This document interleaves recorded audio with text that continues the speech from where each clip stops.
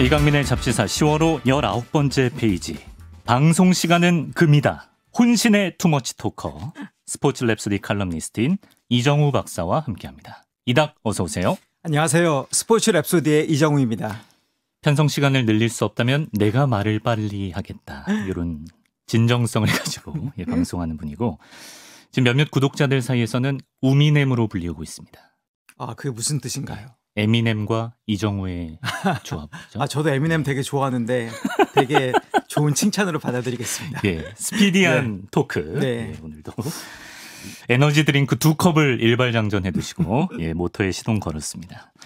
오늘 어떤 이야기 준비하셨어요? 제가 오늘은 스포츠와 관련된 재미있는 영어 표현을 하나 여러분들한테 소개하고자 하는데요. 이 표현을 배우면서 또 잡다한 지식을 또 풀어내고자 합니다. 아, 기대되네요. 네, 팬이란 단어 앞에 혹시 플라스틱이 붙은 플라스틱 팬이라는 단어 혹시 편집장님은 좀 들어보셨는지 궁금하네요. 플라스틱 팬? 네. 팬이 아니라 팬이네요? 팬이죠. F니까요. 아직 처음 들어보는데요. 네, 그 영어로 플라스틱 팬이라고 하면 한국말로 하면 뭐 선풍기도 되긴 합니다. 그렇지만 제가 뭐 여기서 선풍기 얘기하려고 나온 건 아니겠죠. 예, 제가 여기서 말하는 팬은 네네. 스포츠 팬을 얘기하는 겁니다. 그러니까 뭐 농구 팬, 야구 팬, 축구 팬 등등인데요. 잡지사 팬. 네, 맞습니다. 잡지사 팬이요. 네. 아마 청취자 여러분들이 예. 그 플라스틱 팬이란 말을 설사 처음 들어봤다 치더라도 이 플라스틱이란 단어의 뉘앙스가 별로 그렇게 긍정적이진 않다. 그런 걸 아마 느끼시고, 네, 아마 그런 생각이 드실 것 같은데요. 예. 사실 플라스틱 팬이라는 그 용어는 축구에서 유래했고요. 팬의 종류입니다. 팬의 종류고요. 네. 제가 이해하기 쉽게 해서 예를 들어서 설명드리겠습니다. 플라스틱 팬의 예를. 네, 예를 들어서 설명드리겠습니다. 네. 자, 첫 번째, 여러분이 레알 마드리드 팬이었어요. 근데 호날두를 좋아하셨거든요. 예. 근데 그분이 유벤투스로 이적을 하니까 예, 좋아하는 팀이 유벤투스가 된 거예요. 레알 마드리드가 아니라. 호날두를 따라서. 네, 호날두를 따라서 레알 마드리드에서 유벤투스로 팬을 바꿔 탄 겁니다. 예. 자, 이런 분들 플라스틱 팬입니다. 네, 근데 이런 경우 되게 많거든요. 네네. 자기가 좋아하는 선수를 쫓아서 응원하는 팀이 바뀌는 케이스가 상당히 많거든요. 철새 팬 느낌이네요. 네, 맞습니다. 예. 두 번째 예를 말씀드리면요. 만약 여러분이 맨체스터 유나이티드를 응원을 했는데요. 맨유의 역사나 문화나 응원가 이런 것들에 대해서 정말 무지할 때 혹은 자기가 맨유의 팬이라고 자청하지만 경기장을 방문한 적도 없고 직관을 간 적도 없고 심지어는 TV 중계조차도 잘 보지 않고 팀의 최근 성적에 대해서도 무지할 때 입으로만 팬이에요. 네, 입으로만. 네, 이런 경우도 이제 플라스틱 팬이고요. 네, 세 번째 예를 말씀드리면 여러분이 만약에 뉴캐슬 유나이티드를 응원하시는 거예요. 근데 그 팀이 2부 리그로 강등당했습니다. 그러니까 더 이상 뉴캐슬에 관심이 없어진 거예요. 그러니까 팀의 성적에 따라서 충성도가 있거나 없어질 때, 달라질 때 이런 경우도 플라스틱 팬입니다. 대전 팬으로서 이건 좀 남일 같지가 않네요. 저도 2부 강등하고 약간 좀 뜸해졌거든요. 어쨌든 또 그다음 예를 또 말씀드리면요. 주변 친구들이 자기는 특별하게 무슨 응원하는 팀이 없거든요. 근데 주변 친구들이 다 맨유를 응원하는 거예요. 그러니까 그들을 따라서 자기도 맨유 팬이 되는 경우가 있습니다. 뭐 흔히 말해서 뭐 친구 따라 강남 간 경우 그러니까 주변의 분위기에 훅 해서 자기가 좋아하는 팀이 막 결정되는 경우입니다. 이런 경우도 플라스틱 팬입니다. 또 있습니까? 뭐 여러 가지 예가 굉장히 많은데요. 또 그다음 예를 말씀드리면 지금 맨유가 퍼거스 감독의 은퇴 후에 사실 지금은 쇠락의 길을 걷고 있는 건 사실이잖아요. 근데 부자 구단주가 인수한 맨체스터 시티는 지금 굉장히 성적이 좋습니다. 그렇죠. 이러니까 맨체스터 시티로 딱 갈아타는 거예요. 성적이 좋은 팀으로. 성적이 좋은 팀으로 같은 맨체스터를 기반을 두고 있지만요. 네, 그런 경우 또 플라스틱 팬입니다. 네. 그러니까 대충 느낌이 우리가 보통 이제 굳건한 지지층은 콘크리트 지지층이라고 표현을 맞습니다. 하는데 약간 플라스틱 팬은 좀 반대 개념의 느낌이 나는 것 같아요. 그렇죠. 아무래도. 그럼 이 경우는 어떻습니까? 실제로 이제 잉글랜드 프리미어리그의 레스터 시티라는 팀을 이제 태국 기업이 인수를 했거든요. 근데 이제 태국 기업이 인수한 뒤로 태국 현지에서 레스터 시티 팬이 급증했다고 하던데 거의 뭐 태국에서 국가대표 같은 인기를 누리고 있다고 하더라고요. 이 경우도 플라스틱 팬 정확하게 맞습니다. 정확하게 플라스틱 팬입니다. 예. 그것뿐만이 아니라 얼마 전에 한국의 대표 기업인 삼성전자가 첼시의 셔츠 스폰서를 10년 동안 한 적이 있었거든요. 가슴팍에. 네네. 그 당시에 또 국내 첼시 팬들이 많이 늘어났습니다. 그렇죠. 아쉽지만 그분들도 플라스틱 팬입니다. 정의에 따르면요. 한마디로 다시 말하면 플라스틱 팬은 진정한 팬이 아닌 가짜 팬, 가짜 페이크, 팬? 가짜 팬을 얘기하는 겁니다. 특히 성적이 좋은 팀만 골라서 응원하는 플라스틱 팬들이 있거든요. 예. 이런 분들을 흔히 글로리 헌터스, 그러니까 플라스틱 팬 중에서도 글로리 헌터스, 그러니까 글로리를 헌터하는 분들이다. 영의 사냥꾼이다. 네, 그렇게 부르기도 합니다. 잘 나가는 팀을 쫓아 잘 나가는 팀만 계속 쫓아다니면서 그런 분들이 응원하는 근데 거예요. 있어요, 보면. 분명히 꽤 많습니다. 예. 네. 아, 근데 아까 뭐 그 우리 삼성 그 시절에 첼시 좋아하신 분들이나 이런 관점에서 보면 그분들은 좀 가짜 팬이라고 하면 속상하실 것 같은데 네, 아무래도 외국인 팬들은 플라스틱 팬이 될 수밖에 없는 거 아니에요? 네, 아쉽게도 그 외국인 팬들은 그 플라스틱 팬의 그 특징을 많이 가질 수밖에 없는 그런 아쉬운 점이 있거든요. 네. 근데 원래 잉글랜드나 유럽의 축구 클럽들이 지금처럼 세계적인 브랜드가 아니었습니다. 지금이야 뭐 세계적인 브랜드가 됐지만 네네. 원래 특정 도시나 지역의 사람들을 대표하는 브랜드였었거든요. 그렇기 때문에 따라서 현지 팬들 관점에서 보면 잉글랜드 축구를 응원하는 대다수의 외국 팬들은 사실 플라스틱 팬으로 보일 수밖에 없습니다. 근데 제가 플라스틱 팬의 예를 뭐 여러 가지 언급을 했는데 네네. 사실 외국인 팬들이 이런 특징을 많이 가지고 있는 것도 사실이거든요. 그래서 역사적으로 보면 영국에서 축구는 남성, 노동자, 계급 문화의 초석이었고요. 네네. 지리적으로는 잉글랜드 북부 공장 도시에 뿌리를 두고 있습니다. 그래서 잉글랜드에서 가장 성공한 클럽들의 대다수가 맨체스터나 리버풀, 셰필드, 뉴캐슬과 아니면 스코틀랜드의 글래스호우 같은 산업 공동체의 산물이었습니다. 따라서 오랫동안 축구는 남성 노동자들의 삶의 일부 혹은 전부였었거든요. 그랬는데 1992년에 프리미어리그가 창설되면서 잉글랜드 축구 산업이 완전히 바뀌었다면서요? 네, 완전히 프리미어리그가 창설되면서 완전히 그 산업이 바뀌게 되는데요. 그 프리미어리그가 알다시피 상업적으로 엄청나게 성공을 거둡니다. 그리고 네네. 프리미어리그가 지금 세계에서 가장 인기 있는 리그예요. 그러다 보니까 유럽의 다른 축구 클럽이나 리그들이 프리미어리그를 상업적으로 벤치마킹하고 있습니다. 예. 또 지금 프리미어리그가 전 세계 200개국이 넘는 나라에서 중계가 되고 있고요. 그러니까 거대한 산업이 된 거죠. 그러다 보니까 프리미어리그에 지금 막대한 해외 자금이 유입이 되고 있습니다. 자본력이 타 리그와 비교해서 압도적이라고 하더라고요. 네네. 예, 예. 그래서 혹시 편집장님도 네. 그 젠트리피케이션이라는 그 표현 들어보셨을 것 들어봤죠. 같아요. 네네. 예. 뭐 기존 지역이 개발이 되면서 오히려 네. 원주민들이 밀려나는 그런 네네. 현상. 네, 맞습니다. 젠트리파이라는 단어에서 나온 언어인데요. 젠트리파이가 고급 있게 하다, 뭐 품위 있게 하다 그런 단어의 언어를 가진 네. 젠트리피케이션은 1964년 영국의 사회학자 루스 글래스가 처음 사용했다고 합니다. 예. 그 낙후되었던 런던의 주거 지역에 여유 있는 사람들이 살게 되면서 그 지역이 개발이 되고 보수가 되고 또 고급화가 되면서 원래 거주하던 원주민들이 높은 임대료를 감당할 수 없게 돼가지고 그 지역 밖으로 내몰리게 되는 현상을 말하는 건데요. 그렇죠. 예. 예, 흥미로운 사실은 그 프리미어 리그에도 상업적인 성공과 더불어 젠트리피케이션이 나타났다는 거예요.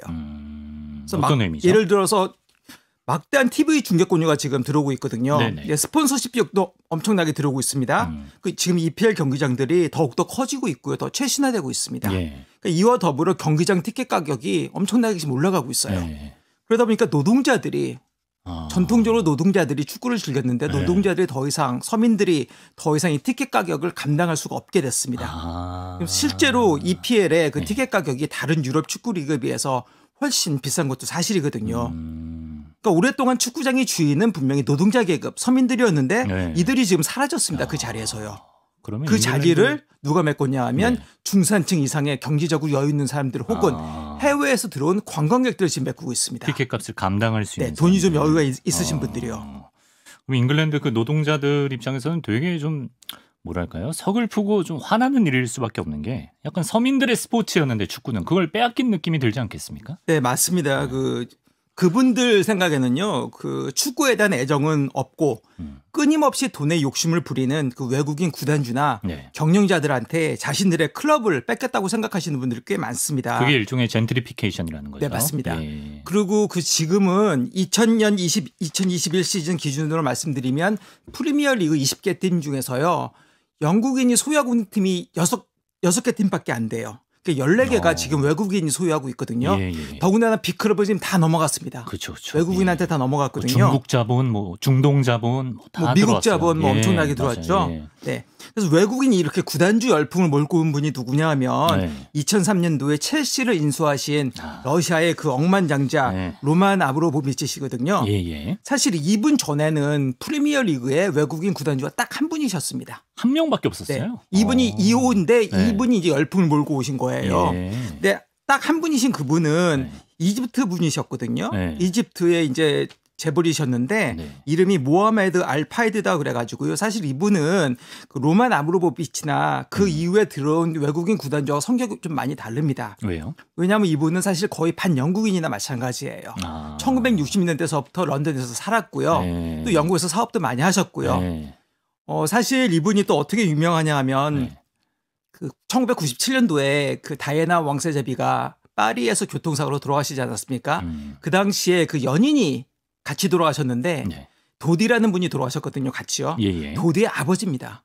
이분이. 아, 그래요. 알파헤드 씨가요. 그리고 이분이 풀럼 축구팀의 구단주였습니다. 구단주였고. 그러니까 풀럼을 3부 리그일 때 사가지고요. 프리미어리그까지 올리신 분이에요. 그러다 보니까 프리미어리그 1호의 외국인 구단주는 이 모하메드 알파헤드 씨고요. 2호가 2003년도에 등장한 그 유명한 로만 아브로모비치가 됐는데 이분은 얼마 전에 물러났죠. 그 전쟁 때문에요. 맞습니다. 아니 근데 우리나라 선수가 세계 최고 리그에서 활약을 하면 예전에 뭐 LA 다저스 박찬호 선수 응원한 분들 또 이제 저 같은 경우는 맨유 박지성 선수를 보면서 자랐고 지금 토트넘의 손흥민 선수 응원하는 분들. 네네 맞습니다. 우리 선수들이 국위 선양하고 있으면 당연히 팬이 될 수밖에 없는 거잖아요. 그렇죠. 아무래도 그럴 수밖에 없는 여건이 돼 있는데요. 사실 영국 팬들이 이해를 못하는 것 중에 하나가 뭐냐 하면 왜 외국 팬들은 자기 나라의 로컬 클럽을 응원하지 않고 저 멀리 떨어진 잉글랜드의 외국의 잉글랜드 클럽을 응원하냐. 그런 의아심을 갖고 있다고 편집장이 하더라고요. 대전 출신이면 대전 시티즌을 응원해야지 왜 토트넘 경기를 보냐. 이런 건가요? 아무래도 그 로컬 클럽을 응원하는 게 그분들 생각에는 맞다는 얘기예요. 자기들이 최고 리그니까 우리가 보는 거지. 자기들이 최고 리그니까. 근데 특히 이제 외국인들 같은 경우는 외국인들 팬들 같은 경우는 자기 나라 선수가 특정 클럽에서 뛴다고 해서 그 클럽을 응원하는 경우가 굉장히 많습니다. 근데 그 클럽을 계속 응원하는 게 아니라 그 선수가 그러다가 다른 팀으로 이적을 하면요. 또 싹 다 빠져나가요. 예를 들어서 예전에 박지성 선수가 맨유에서 뛰었을 때는 맨유를 그렇게 응원하다가 QPR로 옮기니까 또 QPR로 한국 분들 많이 빠져나갔듯이 맞아요. 박찬호 선수가 텍사스로 가니까 LA 다저스에서 또 텍사스로 빠져나갔듯이 이런 식으로 특징이 있거든요. 그러니까 그런 것들을 현지 팬들이 마음에 안 드는 거예요. 어차피 떠날 사람들이다. 이런 어차피 느낌. 떠날 사람들 진짜 팬도 아니다. 그런 생각을 갖게 되는 거고요. 또 한 가지 그 프라스텍 팬들의 특징 중에 하나가 유니폼이 셔츠가 예뻐서 응원하게 됐다. 전형적인 프라스틱 팬의 특징이거든요. 너 왜 그 팀 응원해? 그 팀의 셔츠가 예뻐서. 유니폼이 예뻐서. 매력적이긴 해요. 유니폼 색깔이. 중요하긴 해요. 그것도 플라스틱 팬이고요. 그것도 플라스틱 팬이고요. 또 한 가지 아스날하고 토트넘이 치열하게 북런던 더비를 하고 있거든요. 근데 외국인 관중도 되게 많이 옵니다. 외국인 관중도 되게 많이 오는데 그분들은 정말 관중의 입장으로서 신나가지고 토트넘 스카프도 걸치고요. 아스날 스카프도 걸치고 두 개 다 막 걸치고 돌아다니는 거예요. 경기장에서요. 스위스야 뭐야. 그러니까 현지 팬들 입장에서는 굉장히 꼴보기 싫은 거예요. 저 뭐야 도대체. 우리는 치열하게 지금 더비 경기를 보고 있는데 외국인들 나타나가지고 뭐 그냥 즐겁게 둘 다 걸치고 다니고 있고 그런 것도 마음에 좀 안 든다고 하고요. 또 특히 외국 관중들이 경기장을 찾아가가지고 경기에 집중한다기보다는 사진 찍는데 열중하는 케이스가 많습니다. 특히 셀카. 셀카가 이제 콩글리시인데요. 영어로 하면 셀피가 되는데 셀피에 또 열중하는 분들이 많거든요. 경기에 열중 안 하고. 요새 유튜브 동영상 찍는 분들도 많아요. 네 맞아요. 동영상 찍는 분들도 가면 유튜브 중계하는 분도 있는지 모르겠는데 그런 것들도 좋게 안 보이는 거예요. 도대체 왜 왔냐 경기장에 응원하러 온 것도 아니고 도대체 뭐 사진 찍으러 왔냐. 근데 구단주 입장에선 좋아하지 않을까요? 그럼 외국인들이. 그렇죠. 구단주 입장에서는 아무래도 외국 팬들이 많이 들어오면 좋아합니다. 왜냐하면 돈이 되니까요. 또 그분들이 돈을 잘 쓰고 또 돈이 여유가 있는 분들이 많기 때문에요. 아무래도 기념품도 많이 쓰고 그러니까 구단주 입장에서는 좋아하는데요. 아무래도 현재 팬들 입장에서는 그렇지 않아도 자기들이 좀 소외된 느낌이 있는데 막 외국인 팬들까지 와가지고 이런 식으로 플라스틱 팬 역할을 하니까 정말 이제 마음에 안 드는 그런 인식이 좀 더 쌓일 수가 있습니다. 물론 영국인들 중에도 플라스틱 팬은 있습니다. 뭐 외국인만 있는 건 아니에요. 분명히 영국인들도 있거든요. 예를 들어서 그롤 헌터스가 있습니다. 잘하는 팀만 응원 다니면서 잘하는 팀만 옮겨 다니면서 응원하는 팬들도 있고요. 네. 뭐 친구 따라서 하는 팀도 있고 뭐 강등 나가니까 좀 시들해지고 이런 영국도 분명히 그런 팬들이 있긴 있거든요. 네. 근데 아무래도 특히 외국인 팬들이 영국 팬들에 비해서는 그런 특징을 더 많이 갖고 있고 사실 영국인 팬들도 이런 특징을 갖고서 되게 무시를 당합니다. 쟤는 진짜 팬이 아니다. 플라스틱이다. 예, 굉장히 무시당하는 경향이 있습니다. 약간 성골 진골이 육두품을 배척하듯이 그런 느낌인 것 같은데. 근데 약간 네. 우리 정서랑은 좀 다른 것 같은 게 우리 최근에 동남아 선수들이 K리그에서 뛰는 경우가 있어서 가령 그 팀에 인도네시아 선수가 있으면 인도네시아 현지 팬들이 그 클럽을 막 응원하고 그런 현상이 있을 때 우리는 환영합니다 이런 분위기인데 약간 축구 종주국이라서 그런가? 약간 정서가 다른 것 같긴 하네요. 아무래도 우리가 갖고 있는 축구 문화하고 잉글랜드가 갖고 있는 문화가 다르기 때문에 그런 점은 있는 것 같아요. 물론 이제 우리나라 축구팀이 인도네시아에서 인기를 있으면 구단주분들이나 그 구단에 있는 분들 좋아하실 거예요. 마찬가지로 잉글랜드 구단도 좋아하긴 합니다. 왜냐하면 돈이 들어오니까요. 그렇죠. 예. 그렇지만 일반 축구 팬들이 느낄 때는 좀 다른 느낌이 있다는 거죠. 예. 알겠습니다. 그럼 플라스틱 팬뿐만 아니라 플라스틱 클럽도 있다고 하는데 이건 어떤 개념인가요? 네, 플라스틱 클럽도 있는데요. 예. 사실 유럽의 축구 클럽들은 다양한 이름을 가지고 있습니다. 근데 팀의 명칭은 팀의 역사나 문화나 종교나 지리적 기반의 뿌리를 두고 있거든요. 팀의 이름은요. 네. 근데 회사의 상호가 회사의 이름이 클럽의 명칭으로 들어간 경우가 있거든요. 그런 경우 유럽에서는 기업의 후원을 받는 팀 같은 경우를 웍스팀이다 그래가지고요. 네네. 회사 이름이 클럽 명칭에 들어갑니다. 우리는 사실 되게 보편적인 거잖아요. 우리는 뭐 야구는 거의 100%고요. 그렇죠. 예. 네, 축구도 울산 현대, 뭐 수원 삼성 이런 식으로 그렇죠. 네네. 예. 근데 웍스팀 같은 경우는 유럽에서요. 회사 구성원들을 위해서 만들어졌고요. 주로 직원들이 팀에서 선수를 뛰었습니다. 전통적으로요. 그래서 기업 상호가 들어간 대표적인 웍스팀은요. 네. 그 네덜란드의 유명한 축구 클럽인데요. 네. PSV 아인토벤이라고 우리나라 선수들도 많이 뛰었고. 이닥 저희가 유튜브에 사진을 좀 같이 띄워드릴 테니까 보면서 같이 좀 얘기를 해보죠. 네. PSV 말씀하셨는데 지금 이영표 선수와 박지성 선수가 전에 그리고 또 히딩크 감독이 또 부름을 받고 감독도 하셨고요. 활약을 했던 PSV. 예. 네덜란드의 3대 명문팀 중에 하나인데요. 네. 그 PSV 아인토벤이 그 필립스사가 1913년도에 자사 직원들 위해서 PSV 축구팀을 창단한 겁니다. 당시에는 그 필립스사만의 직원이 클럽에서 선수 생활을 할 수 있었다고 합니다. 직원만이 선수 생활을 할 수가 있었고요. 네. 그 PSV가 뭐의 약자냐고 궁금하신 분도 있을 것 같기도 한데요. 네. 이게 필립스, 스포츠, 그다음에 V는요. 그 네덜란드어입니다. 그 비러니핑이다 그래가지고요. 사실 클럽을 의미합니다. 그래서 PSV 같은 경우는 필립스, 스포츠, 클럽을 의미합니다. 무슨 사내 축구단처럼. 네, 맞습니다. 또 이런 거 있습니까? 예. 네, 그리고 또 기업 상호가 들어간 또 하나의 유명한 축구 클럽은요. 독일의 제약회사이자 아스피린 제조사로 유명한 바이엘 소유의 레베쿠젠이 있거든요. 바이엘이 기업 이름이었군요. 네, 바이엘 그 제약회사죠. 예, 저희 바이엘 레버쿠젠 시절에 손흥민 선수 모습이 또 유튜브에. 네, 뭐 저기 차동우 선수도 예전에 뛰었었고요. 그렇죠. 네, 손흥민 선수도 저기서 뛰었었죠. 네. 마침 또 그 가슴팍에 로고도 저것도 바이엘이 지금 들어가 LG 있죠. 기업입니다. 네, 맞습니다. 예. 바이엘 로고에 LG도 셔츠 스폰서가 들어가 있기도 하네요. 또 다른 웍스팀 뭐가 있을까요? 상당히 많은데요. 예를 들어서 저기 분데스리가 같은 경우를 예를 들면요. VfL 볼프스부르크라고 예전에 구자철 선수가 뛰었던 팀이 원래 폭스바겐의 직원들 위해서 만들어진 팀입니다. 이 팀 이름에는 비록 폭스바겐은 안 들어갑니다. 안 들어가지만 이 팀도 대표적인 유럽의 웍스팀이고요. 여러분들이 좋아하시는 맨유나 아스날 같은 경우도요. 웍스팀으로 클럽의 역사를 시작을 했습니다. 그렇군요. 맨유는 철도 공장 노동자들이 시작을 했고요. 아스날 같은 경우는 군수 공장 노동자들이. 네. 그냥 이런 그 축구팀의 이름에 대해서 설명을 해주신 거군요. 네네. 그리고요, 그 레베쿠젠을 조금만 더 말씀드리면요, 원래 독일의 그 다른 축구 클럽들은 노동자 계급과 또 친밀한 관계를 가지고 있거든요. 레베쿠젠은 그와 다르게 가정 친화적인 이미지를 가지고 있다고 합니다. 아무래도 바이엘이라는 그 단단한 재정이 풍부한 제약회사가 뒷받침을 하고 있기 때문에 재정적으로도 튼튼하다고 하네요. 그러다 보니까 일부 독일 축구 팬들은 바이엘 레베쿠젠을 부유한 제약회사 바이엘 때문에 존재하는 팀으로 평가절하한다고 또 합니다. 약간 깎아내리는 그러니까 느낌은 평가절하는 느낌도 있대요. 그 전통과 열성적인 팬베이스가 너는 부족하다. 그래서 너네는 플라스틱 클럽 혹은 커머셜 클럽이라고 깎아내리는 경향도 있긴 하지만 그래도 이 클럽을 뭐 플라스틱 클럽이라고 얘기하기는 힘듭니다. 왜냐하면 역사와 전통이 있고 다 인정해주는 부분이 있기 때문에요. 전통이 있는 구단들이기 때문에. 네네. 자, 그리고 이번엔 저희가 이제는 황희찬 선수의 사진을 띄워드릴게요. 예, 유튜브를 통해서 황희찬 선수의 과거 오스트리아 리그 레드불 잘츠부르크 시절의 사진인데 뭔가 파이팅 있는 해맑은 미소.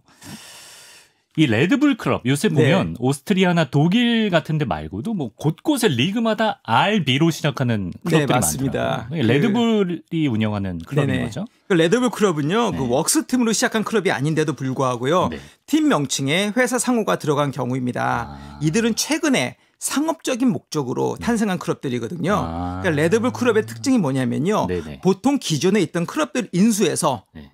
그들과의 역사를 단절시킵니다. 아예. 그리고 재창단하는 거예요. 네. 그러니까 새로운 클럽을 창단하는 케이스인데요. 네. 레드불 클럽이 대표적으로 플라스틱 클럽입니다. 팬들이 그리고 엄청나게 안 좋아합니다. 전통이 없기 때문에. 네. 그래서 예를 들어서 그 아인토벤과 제가 아까 좀 전에 레베쿠젠의 예를 말씀드렸는데 이런 팀들은 웍스팀에서 시작을 했지만 전통으로 인정받아서 유럽 축구 연맹이 이 팀들 같은 경우는 유럽 클럽 대학년에서 PSV나 바이엘 이름을 쓰게 허용을 합니다. 하지만 최근에 상업적인 목적으로 탄생한 레드불 클럽들은요. 그 유럽 대학년에서요. 레드불이라는 이름을 쓸 수가 없습니다. 맞아. 중계 화면에서도 PSV는 PSV라고 나오는데. 네, PSV나 바이엘은 쓸 수가 있거든요. UEFA가 인정을 합니다. 그냥 레드불 빼고 나와요. 레드불은 유럽 대학전에서 로고도 쓸 수가 없고요. 로고도 쓸 수가 없고 레드불의 이름도 쓸 수가 없습니다. 그래서 지금 황희찬 선수가 아까 나왔었는데 레드불 짤스부르크에서 뛰셨거든요. 그 팀이 사실 레드불의 클럽의 시초다 마찬가지고 2005년도에 기존에 있는 팀을 인수해가지고 재창단해서 새로 생긴 팀인데 재창단할 때 굉장히 많은 반대가 있었다고 합니다. 오스트리아에서만 반대가 있었던 게 아니라 유럽 전역에서 엄청나게 축구 팬들이 반대가 있었다고 하더라고요. 그래도 그냥 밀어붙여서 팀은 창단이 됐어요. 그리고 레드불 짤스부르크가 지금 오스트리아 분데스리가 그러니까 오스트리아 1부 리그에서 가장 강팀 중에 한 팀으로 됐거든요. 그렇죠. 압도적이죠. 레드불 짤스부르크가 성공을 했고 그다음에 또 황희찬 선수가 뛰었던 팀이기도 한데요. RB 라이프치히라는 팀이 있습니다. 독일의 분데스리가 있는 팀인데 이 팀이 분데스리가 팀들 대부분 다 서독 지역에 있는 팀들이거든요. 거의 유일하게 동독 지역에 기반을 두고 있는 팀이 이 팀입니다. RB 라이프치히인데 이 RB는 누가 봐도 레드불이거든요. 그렇죠. 근데 이분들은 공식적으로 이게 레드불이라고 인정을 안 합니다. 왜냐하면 그 이름을 쓸 수가 없기 때문에요. 그래서 뭐라고 얘기하냐면요. 라센볼이다 그래가지고 RB가 라센볼이래요. 그게 잔디공. 그래서 그 축구공을 의미한다. 자체 해석. 네. 라센볼이고 축구공을 의미한다. 그렇게 이제 얘기를 하는데 일종의 꼼수라고 생각을 하고 있고 많은 사람들이 RB는 분명히 레드불이라고 생각하기 때문에 시상식 같은 경우에 시상자로 나오시는 분들이 RB 라이프치히를 부를 때 그냥 레드불 라이프치히라고 부를 경우도 많이 있어요. 아, 그래요? 네. 근데 그 라이프치히는 그 이름을 쓸 수가 없기 때문에 독일은 있잖아요. 상호가 들어가면 쓸 수 없다고 하더라고요. 특히 이렇게 최근에 생긴 상업적 클럽들은요. 그렇기 때문에 약간 꼼수를 부려서 RB가 레드불의 약자가 아니라 라센볼의 약자다. 그런 식으로 네, 좀 약간 꼼수를 부리고 있다고 합니다. 그래요. 네. 이제 정확히 이해가 되네요. 그러니까 이제 웍스팀이라는 건 과거부터 이제 뭐 사내 축구단처럼 시작을 그런 해서 팀들의 역사가 100년이 훨씬 이어져 지났고요. 왔기 때문에 상호명도 쓸 수 있게 해주고 인정을 해주는데 요새 태어나 이제 막 상업적 목적으로 기업 이름을 쓰는 곳들은 플라스틱 클럽으로 약간 좀 이제 폄하하는 시선. 커머셜 클럽, 플라스틱 클럽 대표적으로 레드불 클럽이 거기에 들어갔다고 말씀드릴 수가 있을 것 같아요. 이런 차이. 레드불 클럽이 지금 짤스부르크에도 있고요, 라이프치히에도 있고 아까 편집장님도 말씀하신 것 같은데 뉴욕 레드불스라고 메이저리그 사커에도 있고요, 브라질에도 있고요. 맞아요. 여기저기 생기고 있거든요. 거긴 축구의 진심인 것 같아요. 이 팀이 또 성적이 좋긴 좋아요. 왜냐하면 투자를 많이 하거든요. 그렇죠. 지금 그래서 뭐 독일에서도 라이프치히가 거의 뭐 바이에른 뮌헨과 더불어 우승을 경쟁하고 있고 뭐 짤스부르크도 오스트리아 분데스리가 최고팀이 됐거든요. 뭐 돈을 많이 써서 성적은 많이 나오고 있는 건 좋은데 일단 팬들한테는 굉장히 좀 배척당하고 있는 그런 분위기의 팀인 건 사실이에요. 특히 라이프치히가 등장하면서 독일의 분데스리가 팬들이 굉장히 걱정을 많이 했다고 하더라고요. 야, 이거 이런 팀이 등장해가지고 우리 독일 축구의 전통이 깨지는 거 아닌가. 너무 상업적으로 가는 거 아닌가. 그런 걱정하는 팬들도 많이 있었다고 합니다. 개인적으로 어차피 투자를 받아야 돌아가기 때문에 이게 또 다른 역사의 시작일 수도 있는 거 아니에요? 사실 뭐 정답은 시간이 지나면 전통 바뀔 수도 있는 거고 사실 정답은 시간이 지나면서도 바뀔 수가 있는 거거든요. 이게 뭐 수학적으로 뭐 2 더하기 2 더하기 4가 아니고 어차피 소셜 사이언스 쪽으로 봐야 되기 때문에 정답은 사실 정답은 사실 뭐가 옛날 관점에서 보면 지금 정답은 아니죠. 그렇지만 나중에는 이게 또 정답일 수가 있겠죠. 네. 그렇습니다. 재밌네요. 네. 마치기 전에 이닥이 오늘 또 플라스틱이라는 단어에 대해서 좀 더 설명하고 싶은 부분이 있다고. 네, 제가 네. 사실 영국에 처음에 갔었을 때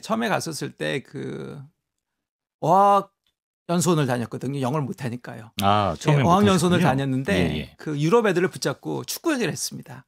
축구 얘기를 했는데 풋볼이죠, 영어로요. 네.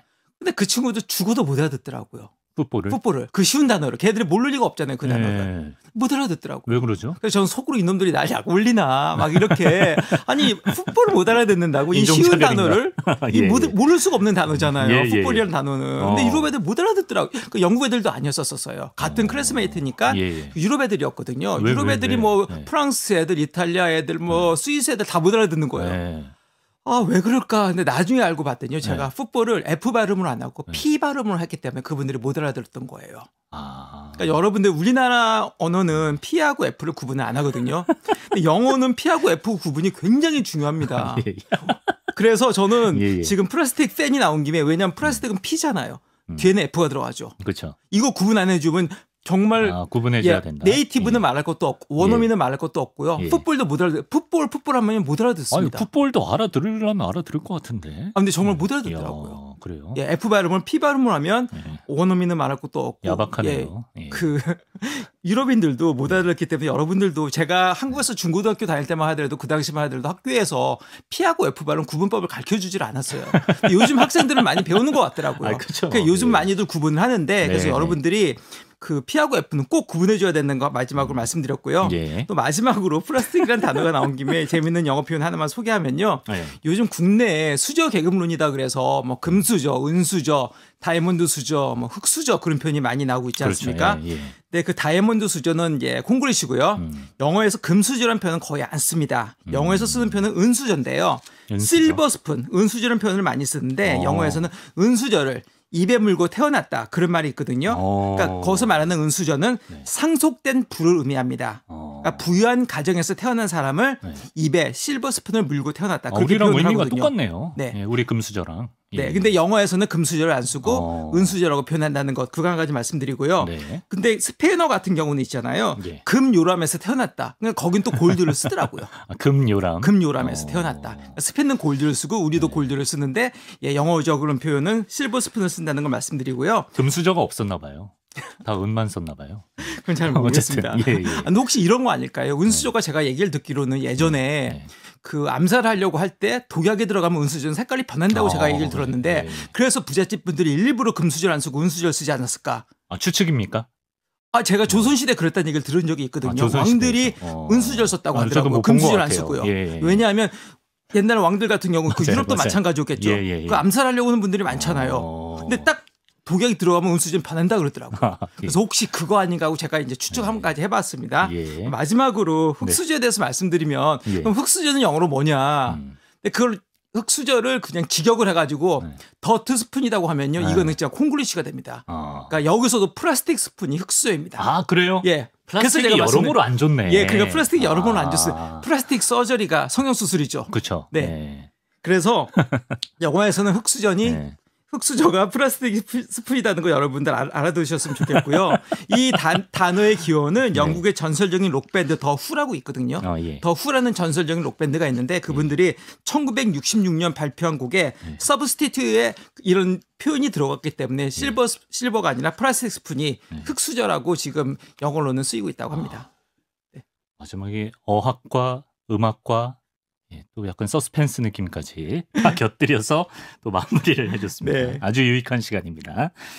자, 오늘 이닥 이정우 박사와 플라스틱 팬, 플라스틱 클럽에 대해서 알아봤습니다. 고맙습니다. 감사합니다.